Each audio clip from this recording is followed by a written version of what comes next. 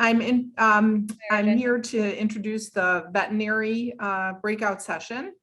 We've got a few folks with us here. I'm going to go ahead and introduce Cassie. Cassie Van Hoof is currently in veterinary school, so she's here to talk to us about her experience.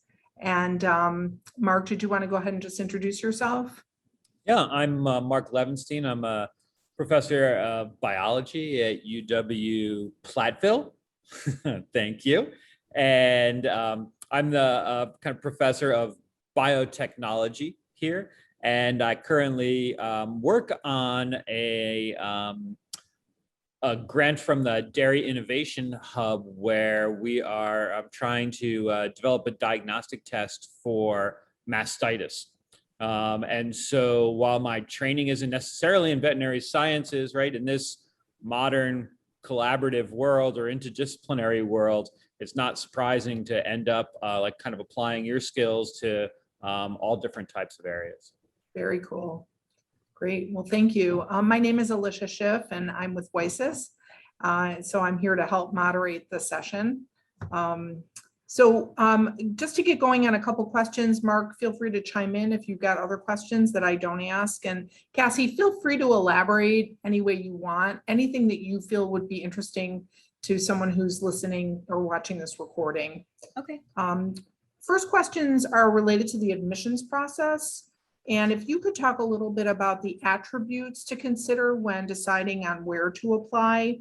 For instance, size of school, location, ranking, cost, specialty, subspecialties. Sure. So for me, when I applied, I wanted to stay in the Midwest just because I'm very close to my family. So the first year that I applied to, it took me 2 years to get in. We'll just get that off right out of the bat. It's very common. But the first year I applied to Michigan, Ohio, Wisconsin, Minnesota, Illinois. I don't know, six somewhere in the Midwest. Don't remember. Didn't get interviews anywhere. Didn't even get a second look anywhere. And then the second year I applied to Iowa, Michigan, Minnesota, Illinois, and Wisconsin. And I got interviews at all three that offer interviews. Got into Iowa, they don't do interviews, and then Madison didn't even put me on the wait list. Thanks. So essentially for me, it was a lot of looking at the Midwest and looking at what their required courses were, because all vet schools have different required courses. And so by the time I approached finishing my undergrad, there was some schools that require like a farm science credit or things like that, that I didn't even look, I wasn't even offered. I probably could have found it somewhere, but I didn't do it, didn't take it. So there were some that got kind of taken off the list just because of prereqs. And then also a lot of schools that were very, very heavy. I mean, all of them are very heavy on grades, but the ones that were strictly like, we don't care about anything except for your grades, were ones that I didn't take too seriously also, because so much of my resume and application was experience and research and working with WiSys and things like that.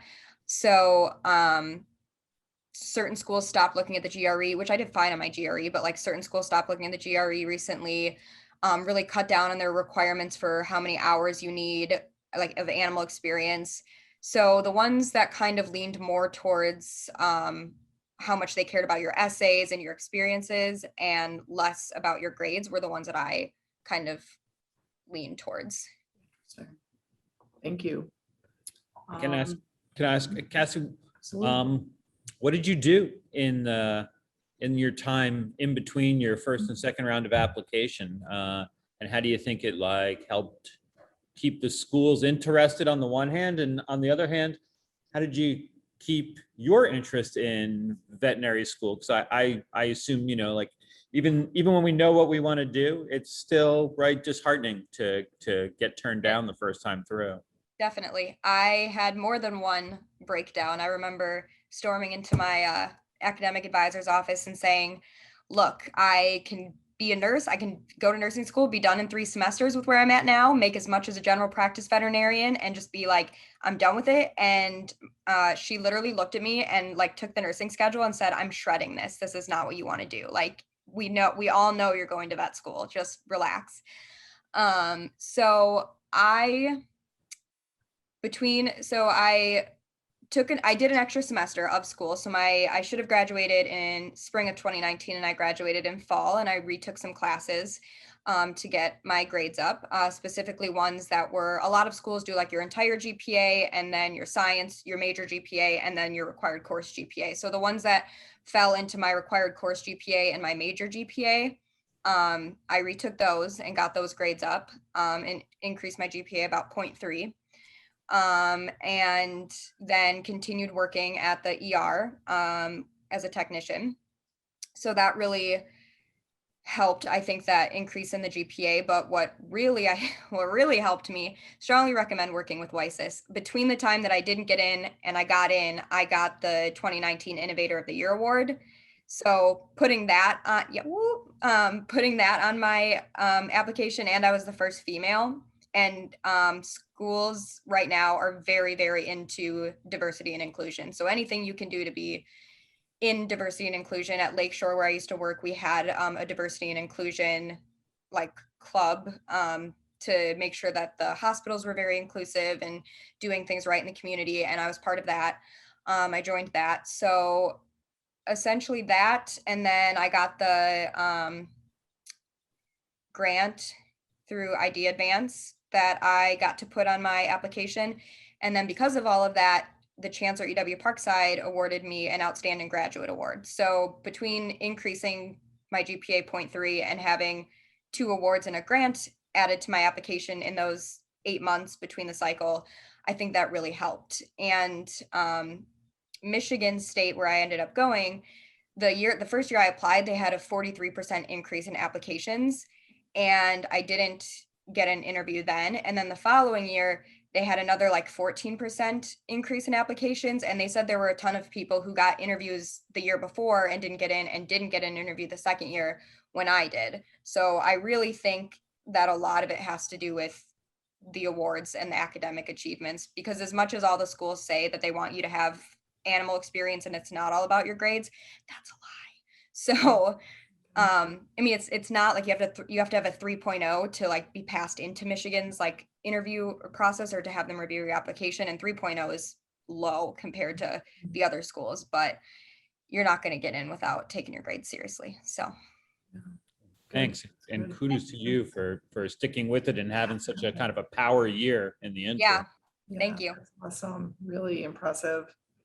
Who did you consult with for guidance about graduate school, about veterinary school? Did you shadow anybody? Was there someone at your university that you spoke with? So as far as actual veterinary school, I worked with a lot of doctors. So the ER that I worked at was actually an ER and specialty center. So I worked in the ER, but we had internal medicine specialists, oncologists, surgeons, dermatologists, cardiologists. So I got to see a lot of different types of medicine and talk to all of them about their work-life balance and if they had any regrets and, things like that. And when I got into 4 out of 5 of the schools that I applied to, and, we all sat down and were like, this is where Illinois is ranked. This is the best program in the country right now. And so I talked with them a lot. That can be pretty disheartening because veterinary medicine is not the place to go if you just want to be happy for the rest of your life. It's very high in suicide rates. It's like in the top 3 for suicide and compassion fatigue, and especially working in the ER where you are working 15, 16-hour shifts and then you go home and you do records all the time. Like the very first time I walked into work, I said to a doctor, like I introduced myself and I said, I'm Cassie. I'm going to be a tech here, but I'm doing my undergrad at Parkside and I want to go to vet school someday. And he was like, that's great. Have you considered doing literally anything else? Like that's so many of the veterinarians because of how the field has found itself. So I had to get past that, just like that, well, that's terrifying, but I'm going to do it anyway type of thing. Cause I've tried the nursing path. I tried human med, like it's not what I want to do. So, at Parkside, I worked a lot with the professor who helped me with my research and doing WiSys and my company and everything, Dr. Sauer. And then one of my biology professors, Dr. Taft, were both very, very supportive of like anything I wanted to do. Like, we're going to get you there. Don't worry about it. My advisor, like I said, she was very like, I don't know how long it's going to take. It doesn't matter. You're going to go to vet school. It's going to happen eventually because of your drive. So whether it's now or in 5 years, it is what it is. That's great. Okay. What is the timeline? I know you talked a little bit about that, but what is the timeline for the application process? Okay, so you have a VM, something called VMCAS, Veterinary Medical something application system, medical college something. And it's basically a big, like a website that you go and you fill out your application and you can send it to all the schools. So that opens in, I think, the beginning of summer, like May. I think it opens in May and it's due in September. Yeah, because then your interviews are in like the fall and winter. So like the year I applied, or the year I got in, it was due September 17th. And then each individual school often has their own like smaller applications. I know Wisconsin has one. I know a couple of the other ones I applied to have their own separate little things, but usually everything you need is in VMCAS, and you pick the schools you want to apply to, and then any of their essays that they require, you write them right into your VMCAS thing and it sends it out to them separately. So that starts that in May. You're not going to do it in one sitting. You're going to do it over several months. My essays sat in Word documents on my computer for 2 months, going out to different people, me rereading them, things like that before they got sent out. And then you start hearing from your state school earlier if you have an in-state school. Otherwise, you start hearing in like November. Mm-hmm. And then December-ish. And then interviews are,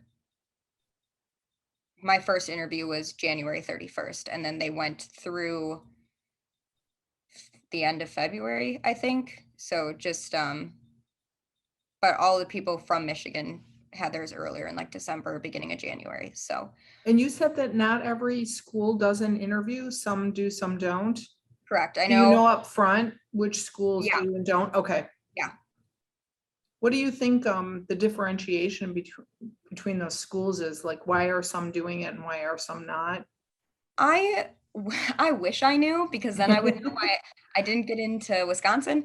So I've always said that if I get an interview somewhere, I'll be in. Like, I am so charismatic and just, I feel like really chill. Like, even in an interview, I'm professional, but I can talk to you like I've known you my whole life. So the 3 schools that had interviews are the 3 that I got into. And then I got waitlisted at Iowa and got in. And then Wisconsin, even though it's my state school, had a 1,200 person long wait list, and I didn't even make the wait list. So I think at some point it's just random. Like, I hate to say that, but the schools that don't have interviews, I feel like they're just like, here are some that we're gonna interview or let in, and because with how well I had done and with my awards that were from the UW system and things like that, it's still amazing to me that Wisconsin's the only one that I didn't get into and that I didn't even make the wait list. Like, it doesn't compute in my head. So I'm not entirely sure why they don't do interviews. I think it's just a lot of work, but I think that the schools that do interviews are I don't want to say they're better at picking applicants, because I'm sure the applicants that got into Wisconsin are great, but I feel like they know who they're getting a lot more readily than the ones who don't. And they can weed out the people that possibly would not be there for the other schools that had interviews. Yeah, I think that's a good insight. I think it's a particular insight to the situation. So thank you. Cassie, guys, I assume that the schools that you interviewed at, you interviewed in this format via, you know, some kind of, you went in person for those Yeah, interviews? so my interviews were January and February of 2020, and everything shut down in March. So Oh. yeah, I was very lucky. Last year, everything was, all the first years this year, all interviewed on Zoom. Yeah. So I also, you know, I can remember back to my interviews. They were a wonderful time going around the country to universities. I didn't have the same tight geography that you imposed on yourself, but I might Which I regret. Don't do that. Sorry to interrupt you. Don't do that, you guys. I definitely should have gone to Arizona. Go ahead. Sorry. I agree. You know, I ended up with one free frequent flyer flight because I was flying from the East Coast to the West Coast and anywhere else that I could go. And it was really nice to see the different kinds of cultures.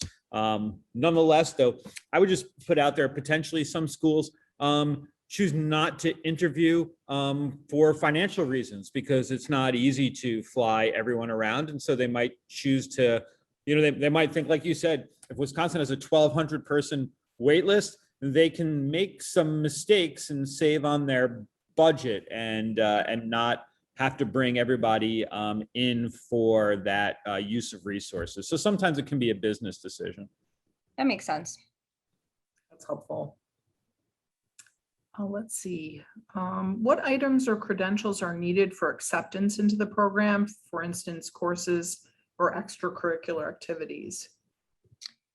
So the majority of veterinary programs require a bachelor's degree, or they say they require a bachelor's degree, but they really only require a certain like number of courses. And then, so if you have those courses, but you don't have a bachelor's degree and you've done well and you have experience, you can technically get in. I think there's 3 people in my class that don't have a bachelor's degree. The years that I applied to UW-Madison, there were 5 that got into Madison that didn't have a bachelor's degree.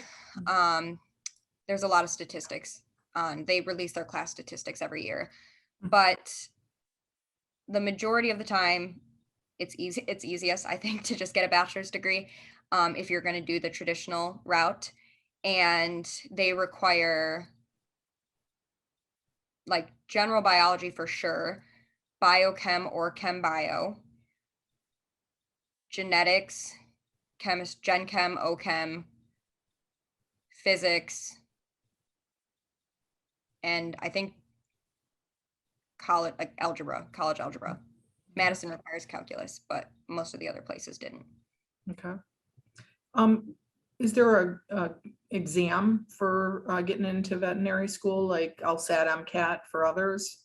Oh, you mentioned GRE, right? Yeah. Yeah. So GRE. Mhm. However, the year that I applied, the majority of the schools that I applied to needed required the GRE. Michigan State was the only one who didn't look at it. Okay. The second year I applied, 3 of them didn't look at it. Madison, you could send it in if you thought it would help, and then 2 did require it. But Illinois, because I think your GRE is good for like 5 years once you take it or something like that, but Illinois will only do it for 2 years. So I took it before I applied my first year, and if I hadn't gotten in anywhere the second time and I was going to apply to Illinois again, I would have had to retake it. Wow. So, but the majority of places, I shouldn't say the majority, but of the places that I applied, it's starting to get phased out, the GRE for vet school. So Yeah, interesting.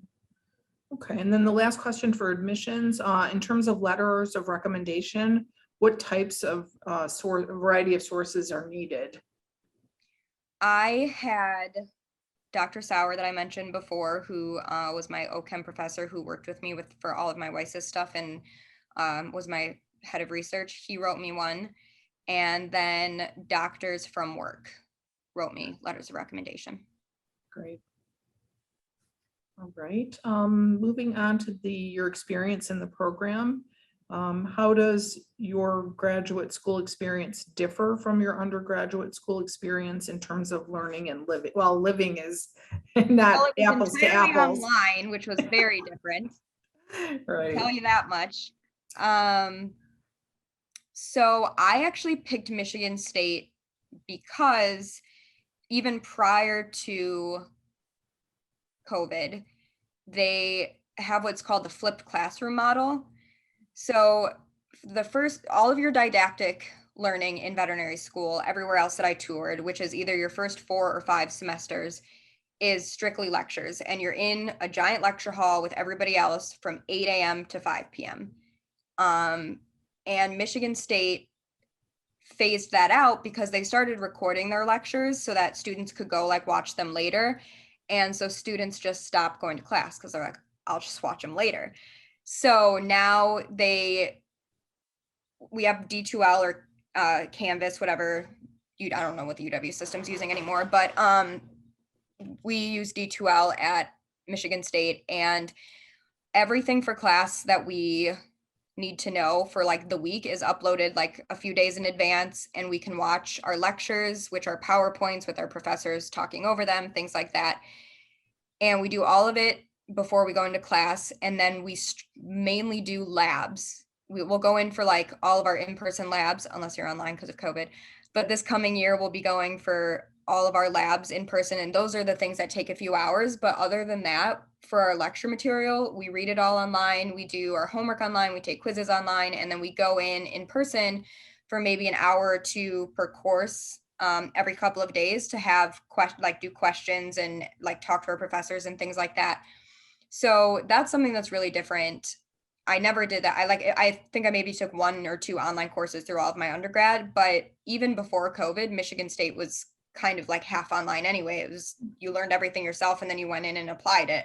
And I was like, if I can do grad school from my bed with my cat, that's what I'm going to do. So it got a little exaggerated with COVID because then I ended up with 2 dogs and 2 cats with me at all times, but it's not what I planned on.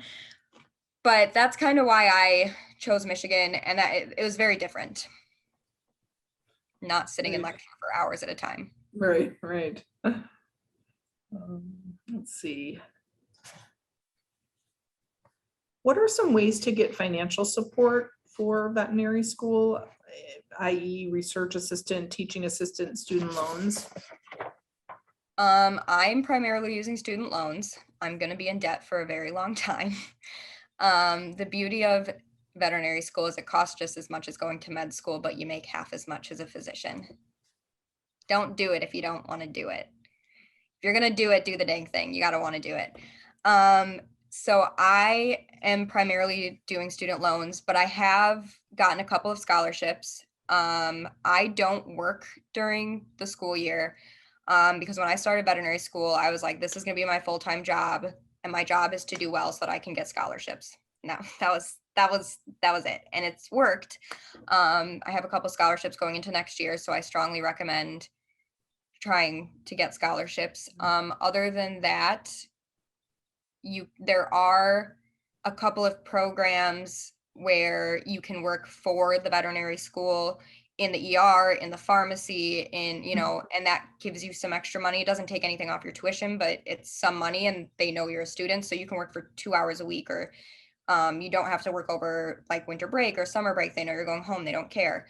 That kind of thing is very helpful. And a lot of the schools I applied to, including Wisconsin and Michigan, have programs where you can get a dual MD PhD. So you do your first 3 years of veterinary school, and then your 4th year is supposed to be your clinicals. And instead of doing your clinicals, you do your 4 years of PhD, and then you do an 8th year, which is your clinicals. You finish vet school. So it takes 8 years, but at Michigan State, they pay your tuition for both. So you come out with no tuition for your PhD, or for your PhD DVM. It's not MD. Madison does MD DVM. Michigan does PhD DVM, which is like super great. And I thought about it for like 5 seconds, and then I was like, no. So, but two people in my class got it and are doing DVM PhD and not paying any tuition. So good for them. So the clinical work with animals doesn't happen until you're done with the 4 years, or are you doing some work with animals in between? Your labs are with animals, especially your large animal labs you work with some live animals. Okay.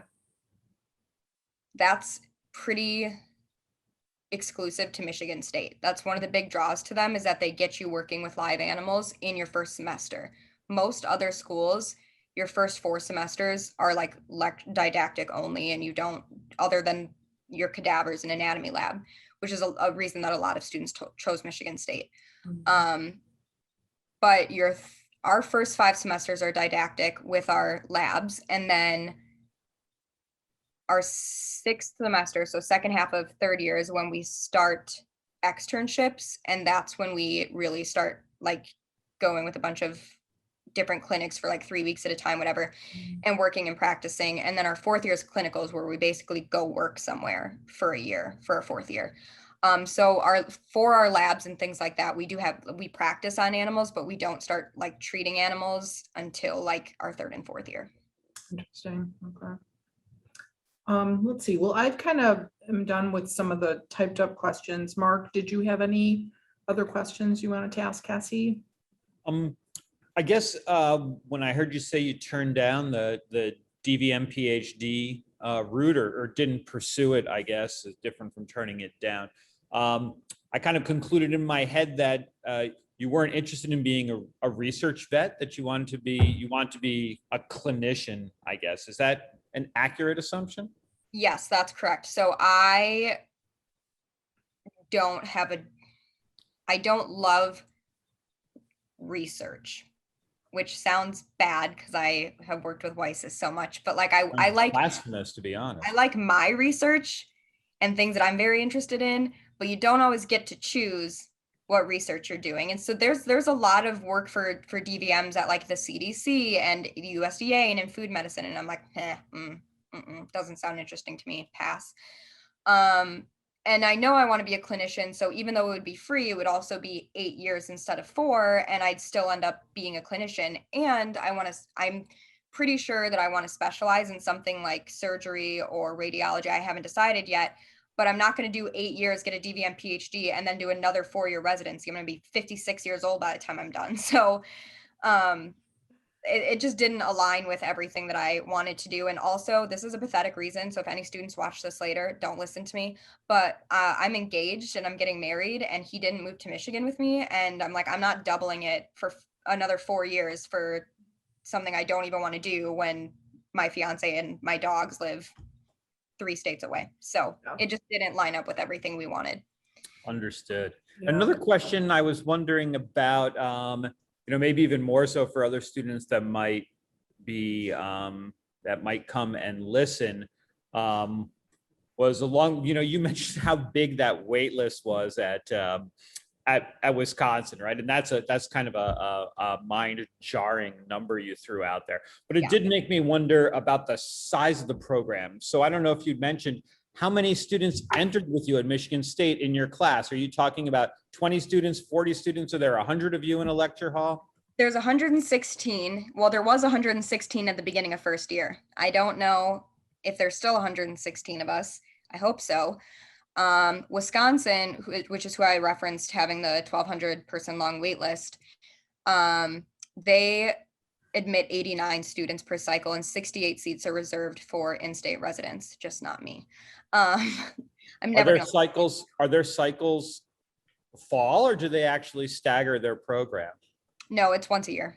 It's in the fall. Yeah. So and then so Michigan State's 116 with me. So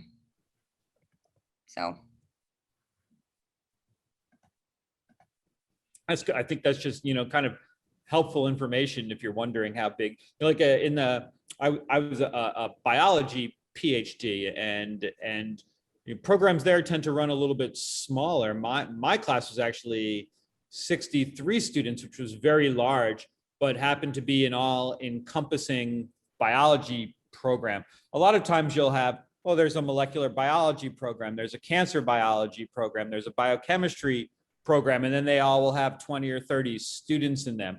But along maybe those more formal programs like a vet school or a med school, they tend to do that in one lump, right? And so classes are larger. Yeah, you don't, there's some school, like I know Georgia does some, I think it's called tracking, where you go in and your first semester, you're like, I'm going to work with horses, that it's done, that's it. And so you get put on a track for equine medicine and large animal, whatever. Most places don't do that anymore. None of the schools I applied to do that anymore. So you learn everything. When I take my NAVLE, I will have, that's a big exam at the end, the licensing exam.